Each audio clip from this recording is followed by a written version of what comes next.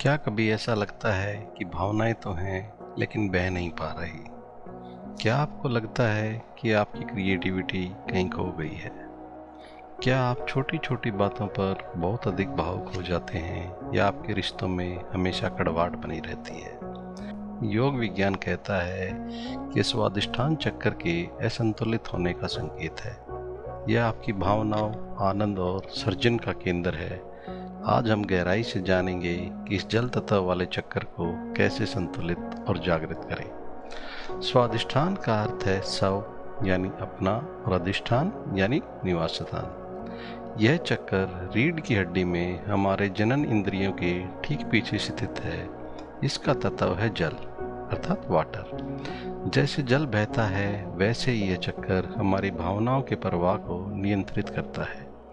अगर यह चक्कर संतुलित है तो जीवन में उत्सव है, अगर यह असंतुलित है तो जीवन नीरस और भारी हो जाता है। तो अधिष्ठान चक्कर को कई विधियों से जगाया जा सकता है। क्योंकि इसका तत्व जल है, इसलिए इसे हील करने का सबसे अच्छा तरीका जल के संपर्क में रहना है। जल की प्रकृति है बहना, आकार बदलना और जीवन देना। हमारा शरीर लगभग 70% जल से बना है और हमारी भावनाएं भी जल की तरह तरल होती हैं। जब हम जल तत्व के साथ सामंजस्य बैठाते हैं तो हम सीधे अपने स्वादिष्ठान चक्कर की तरलता और लचीलेपन पर काम कर रहे होते हैं। अब इसको डिटेल से समझते हैं। जल तत्व हमारी अनुकूलता का प्रतीक है।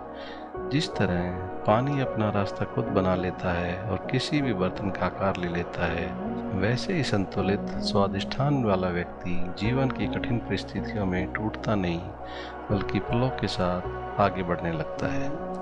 पानी पीते समय शांत रहें और सकारात्मक विचार रखें। पानी केवल प्यास बुझाने के लिए ना पिएं। योग विज्ञान में माना जाता है कि पानी याददाश्त रखता है। यह चार्ज किया हुआ जल आपके शरीर के भीतर जाकर स्वादिष्ठान की ऊर्जा को शुद्ध करता है। स्नान करते समय केवल शरीर साफ ना करें बल्कि यह भावना करें कि जल की धारा आपके मन के गिल्ट और पुरानी यादों को बहाकर ले जा रही है। ठंडे पानी से स्नान विशेष रूप से इस चक्कर की ऊर्जा को झकझोर कर सक्रिय करने में मदद करता है। किसी नदी, झील या समुद्र के किनारे बैठने से आपकी आंतरिक ऊर्जा जल की प्राकृतिक लय के साथ तालमेल बिठाने लगती है। लहरों की आवाज़ आपके अशांत मन को शांत करती है, जिससे दबी हुई भावनाएं बाहर आती हैं। स्वादिष्ठान चक्र में ही हमारी पुरानी भावनाएं जमी हुई होती हैं। इन्हें बहने दें। जैसे रुका हुआ पानी सड़ जाता है, वैसे ही रुकी हुई भावनाएं बीमारी पैदा करती हैं। जल तत्व के साथ जुड़ने का मतलब है अपनी भावनाओं को स्वीकार करना और उन्हें बहने देना। आंसू भी जल तत्व का हिस्सा हैं। रोना कोई कमजोरी नहीं बल्कि स्वादिष्ठान की शुद्धि है। जब आप ध्यान करें तो कल्पना करें आपके शरीर के भीतर एक शांत, स्वच्छ और नीले रंग का सागर है। इसकी लहरें आपके स्वादिष्ठान चक्र को धीरे धीरे छू रही हैं और उसे सक्रिय कर रही हैं। आप जीवन के प्रवाह के साथ पूरी तरह सुरक्षित और खुश हैं। स्वादिष्ठान चक्र के संतुलित होने के कई लाभ हैं। जैसे आप मानसिक रूप से कठोर होना बंद कर देते हैं, रिश्तों में खींचातानी खत्म होती है और मधुरता आती है। आप अपनी कामुकता और क्रिएटिविटी के प्रति सहज महसूस करते हैं, क्योंकि जल और रचनात्मकता का गहरा संबंध है। यह आपकी सुप्त प्रतिभाओं को जगाने का सबसे सुंदर तरीका है। दूसरी विधि है स्वादिष्ठान सर्जन का केंद्र है। इसको जगाने का सबसे आसान तरीका है कुछ नया बनाना। यह मायने नहीं रखता कि आप अच्छे कलाकार हैं या नहीं, बस पेंटिंग करें, खाना बनाएं, बिना किसी उद्देश्य के नाचें। ओशो अपने साधकों को डांस करने के लिए क्यों कहते थे? क्योंकि जब आप अपनी भावनाओं को किसी कला के माध्यम से बाहर निकालते हैं तो स्वादिष्ठान में जमा हुआ ठहराव टूटने लगता है और ऊर्जा बहने लगती है। स्वादिष्ठान चक्कर का संबंध क्रिएटिव एनर्जी से है। योग विज्ञान में माना जाता है कि ब्रह्मांड की रचना करने वाली शक्ति हमारे भीतर इसी केंद्र में निवास करती है। जब हम कहते हैं कुछ नया बनाना है, इसे जगाने का सबसे आसान तरीका है। इसके पीछे बहुत गहरा मनोवैज्ञानिक और आध्यात्मिक विज्ञान है। आओ इसे समझते हैं। क्योंकि स्वादिष्ठान का तत्व जल है और जल का स्वभाव है बदलाव। जब आप कुछ नया बनाते हैं, चाहे वह पेंटिंग हो, कविता या कोई नया विचार, तो आप अपनी जमी हुई ऊर्जा को गति देते हैं। जब हम एक ही डर्रे पर जिंदगी जीते हैं तो हमारी ऊर्जा बासी हो जाती है। सर्जन उस बासीपन को तोड़कर ताजी ऊर्जा का संचार करता है। इसे जगाने के लिए आपको कोई महान कलाकार होने की ज़रूरत नहीं है या नया बनाने के कुछ तरीके हैं, जैसे एक कागज लें और बिना सोचे समझे रंगों का चुनाव करें और जो मन में आए उस पर उड़ेलें। यह हमारा उद्देश्य कोई सुंदर चित्र बनाना नहीं, बल्कि अपने भीतर की दबी हुई भावना को रंगों के माध्यम से बाहर निकालना है। यह स्वादिष्ठान की सबसे बड़ी शुद्धि है। खाना बनाना या खाने को सजाना भी एक सर्जन का रूप है। खाना बनाते हुए नए मसालों का प्रयोग करें, भोजन को नए नए तरीके से सजाएं। यह आपकी इंद्रियों को जागृत करता है, जो स्वादिष्ठान का मुख्य कार्य है। बिना किसी स्टेप्स को फॉलो किए केवल संगीत की लय पर शरीर को हिलने दें। जब आपके कूल्हे और पेट के नीचे का हिस्सा हिलता है तो वहाँ इमोशनल ब्लॉकेज टूटने लगती है। स्वादिष्ठान चक्र का सबसे बड़ा दुश्मन अपराध बोध यानी गिल्ट है। अक्सर हम अपनी खुशी या शौक के लिए समय निकालने में अपने आप को दोषी महसूस करते हैं। जब आप कुछ नया करते हैं तो आप अपने आप को आनंद लेने की अनुमति देते हैं। यह अनुमति ही आपके चक्कर को संदेश देती है कि मैं जीवित हूँ और मैं सर्जन करने योग्य हूँ। जब आप किसी रचनात्मक कार्य में इतने खो जाते हैं कि आपको समय का पता नहीं चलता, तो आप फ्लो स्टेट में होते हैं। यह वह स्थिति है जब स्वादिष्ठान चक्र पूरी तरह संतुलित होकर सक्रिय हो जाता है। इस अवस्था में आपकी चेतना जल की तरह पवित्र और बहने वाली होती है। आज ही कोई ऐसा काम करें जो आपने पहले कभी ना किया हो, जैसे कि एक डायरी में कुछ लिखें जिसे आप किसी से कह नहीं पाए। मिट्टी में कोई आकृति बनाएं, घर के किसी कोने को नए तरीके से व्यवस्थित करें। क्रिएटिविटी से आप अपनी उस दिव्य शक्ति से जुड़ते हैं जो अंतहीन है। जैसे ही आप कुछ नया बनाते हैं, स्वादिष्ठान की नारंगी चमक पड़ने लगती है और जीवन में निरस्ता की जगह उत्साह ले लेता है। इसकी तीसरी विधि है योगासन। योगासन में वो योग मुख्य रूप से शामिल हैं जो पेल्विक ओपनिंग और फ्लेक्सिबिलिटी पर केंद्रित होते हैं। क्योंकि यह चक्कर हमारे प्रजनन अंगों और पेट के निचले हिस्से के पास स्थित है, इसलिए इन अंगों में खिंचाव और दबाव पैदा करने वाले आसन यहाँ जमी हुई ऊर्जा को मुक्त करते हैं। स्वादिष्ठान चक्र के 3 सबसे प्रभावशाली आसन है। पहला है बटरफ्लाई पोज। यह स्वादिष्ठान चक्र को संतुलित करने का सबसे प्रसिद्ध और प्रभावी आसन है। इसको करने की विधि है जमीन पर सीधे बैठें, अपने पैर के तलवों को एक दूसरे से जोड़ें और घुटनों को बाहर की ओर फैलाएं। अपने हाथों से अपने पैरों को पकड़ें और धीरे धीरे घुटनों को तितली के पंखों की तरह ऊपर नीचे करें। यह आसन पेल्विक फ्लोर और कूलों को खोलता है। स्वादिष्ठान चक्र में दबी हुई भावनात्मक ऊर्जा, विशेषकर पुराना तनाव और डर, अक्सर कूलों में जमा होता है।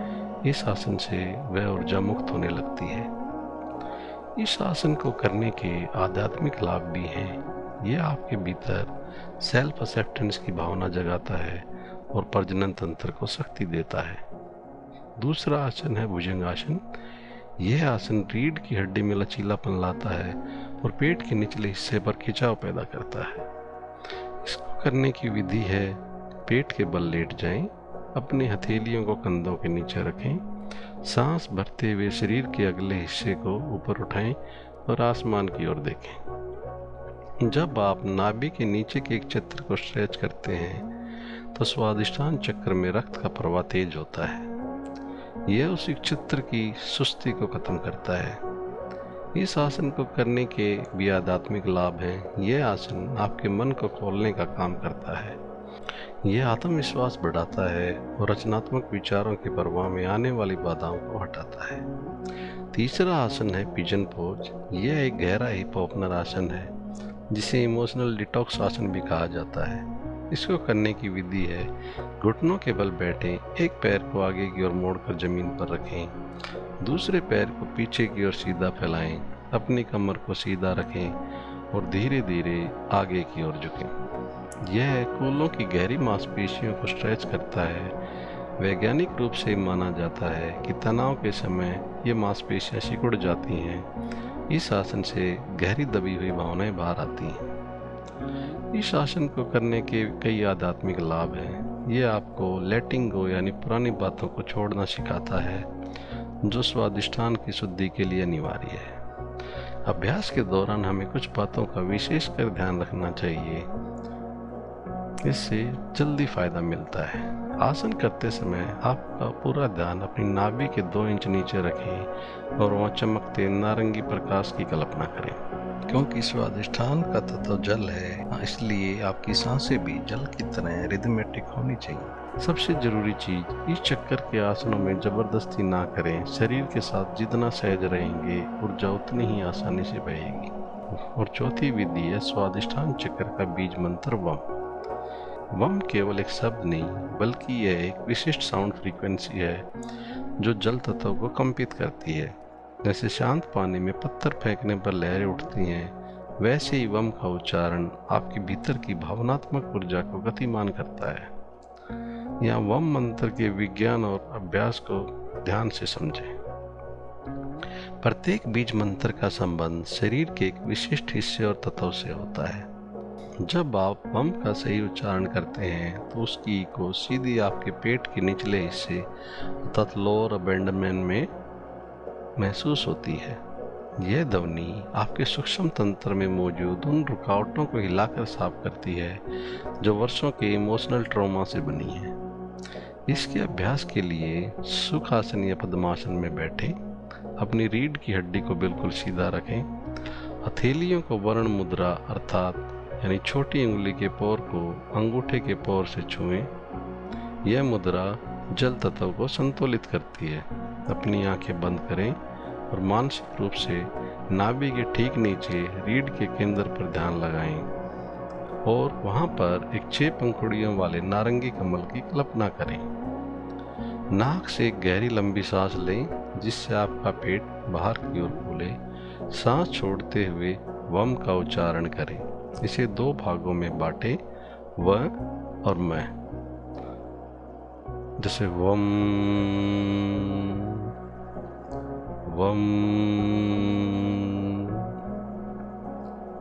वह को लंबा खींचें और मैं को हमिंग की तरह महसूस करें।